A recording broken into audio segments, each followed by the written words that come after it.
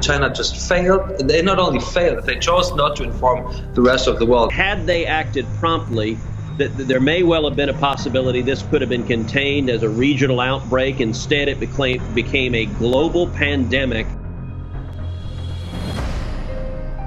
On the 11th, 12th of January, the genome was mapped and sent out to all interested scientists around the world. That was early. Those who just say, well, if China had sorted it out earlier, it would never have come to us. Rubbish. I don't believe it. That's wishful thinking, or rather, it's blame thinking. Would it have spread around the world? Yes, it would have spread around the world. It would still have spread around the world because this is an extraordinary infectious disease. Here, it's very important to understand, China was the first. When China was confronted with the problems, no one else knew anything about it. China didn't know anything about it. That made its task much, much more difficult.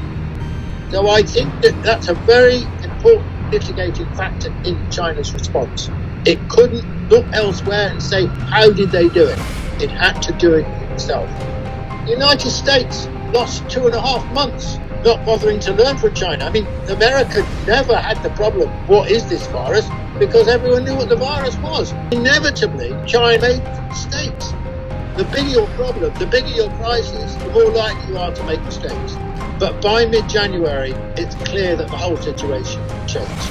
And China, from that moment, mobilized in a most extraordinary, brilliant fashion, actually. When it got hold of the problem, what an impressive performance.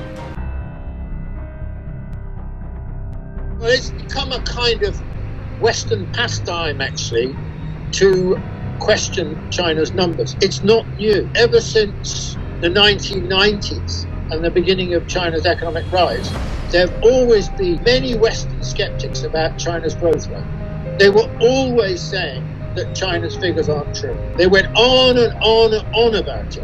Actually, as we say in English, the proof of the pudding is in the eating, and the reality is that the Chinese economy, as you can see, has been completely transformed to now the second largest economy in the world. So if all those statistics were false, that couldn't have been the case. And of course, keeping statistics on something like COVID-19 is very difficult. I mean, in Britain now, please don't believe the figures. The really strong attacks on China on the statistics have really only come very recently. And I think they've come very recently because they're thinking America's already had whatever the latest figure is. What does that make the West look like? What does it say about the state of the West? There is a strain of criticism which says, look, China is using COVID-19 to win friends and influence people around the world. Whatever China does is seen in a negative light. Even if what China's doing is positive, they'll see it in a negative light. That's the reality. There are sections who are very opposed to China. China should have intensified its efforts on this front. And where there have been criticisms of equipment and so on, make sure they're on.